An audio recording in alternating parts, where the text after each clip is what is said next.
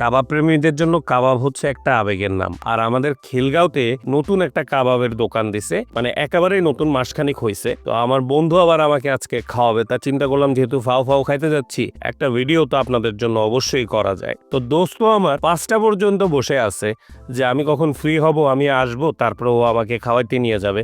ও দুপুরে বেচারা খায়ও নাই। মানে পরিস্থিতিটা চিন্তা করেন যে এরকম একটা বন্ধু থাকা কিন্তু আসলে একটা কপালের ব্যাপার। মানে একটু গ্যাটিস দিয়ে দিলাম যাতে পরের বারও খাইতে পারি ঠিকভাবে।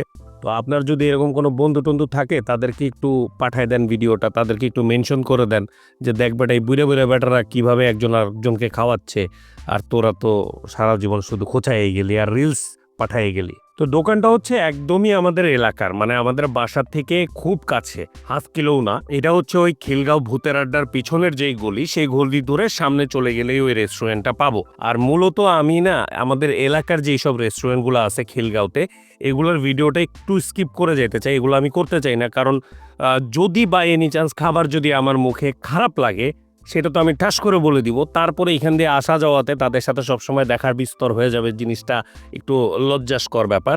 তো বলছিলাম হচ্ছে কেবাবিস্তানের কথা।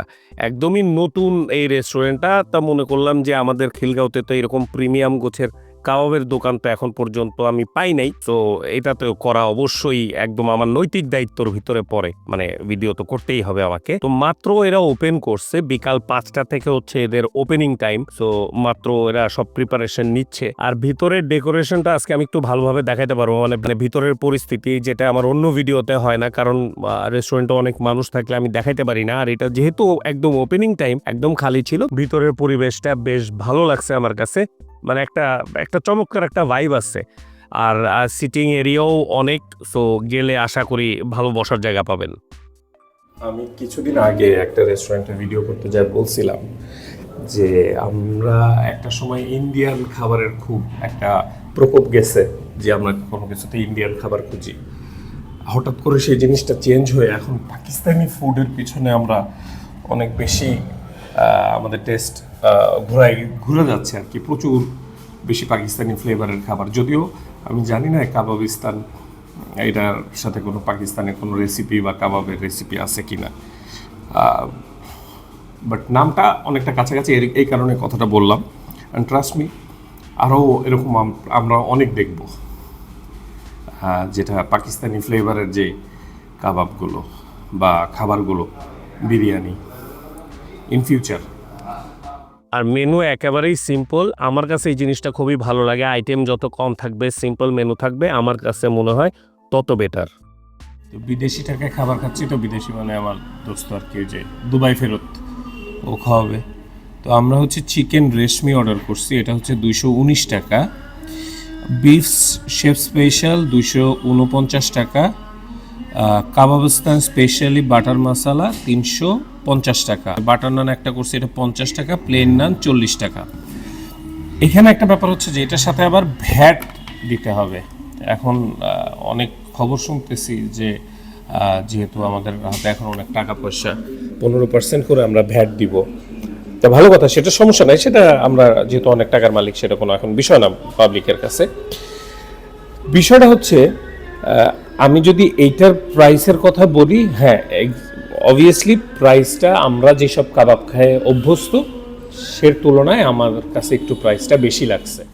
219 টাকা রেশমিটা নর্মালি আমি 180 টাকা বা 170 টাকায় খায় অভ্যস্ত, সেখানে 219 টাকা আমার কাছে লাগছে। বাট পোর্শনটা ম্যাটার করে।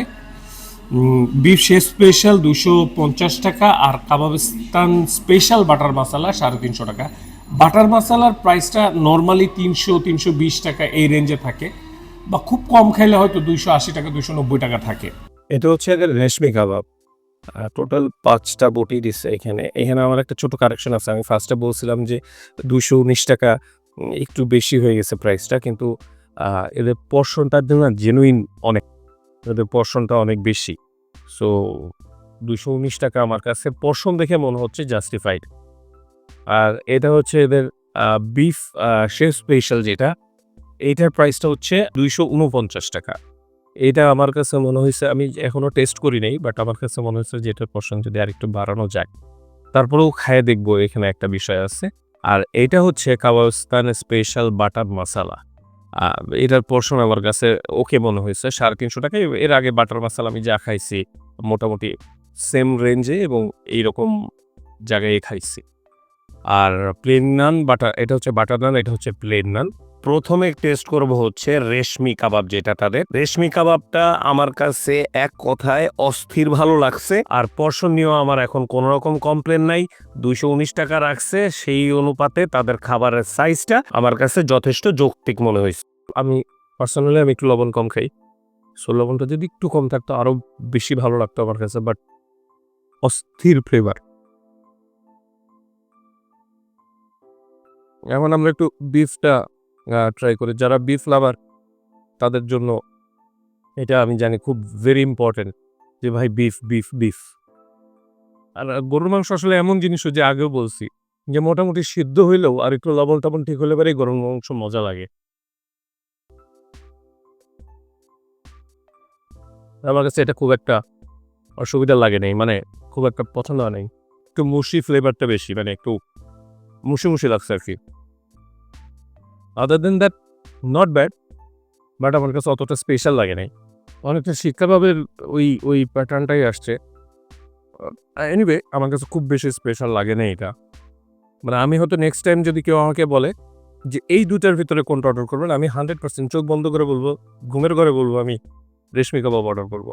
আর লাস্ট আইটেমটা হচ্ছে বাটার মাসালা। বাটার মাসালার চেহারাটা যেমন সুন্দর, পোর্শনটা আমার কাছে ভালো লাগছে, বাট ওই যে 350 টাকা দাম, তো এই জায়গাটায় যদি হালকা একটু অ্যাডজাস্ট করা যায়, যদিও পোর্শন আমার কাছে ওকে লাগছে আর স্বাদ অস্থির ভালো। অ্যাজ এ কাস্টমার আমার কথা হচ্ছে যে অ্যাটলিস্ট যদি 20 থেকে 30 টাকার যদি একটা রেঞ্জ ফিক্স করা যায়, তো তাহলে মনে হয় আমরা আরও ভালোভাবে জিনিসটা খাইতে পারতাম এবং আমাদের কাছেও বেশ ভালো লাগতো। এখানে আমার ছোট্ট একটা জিনিস অ্যাড করার আছে।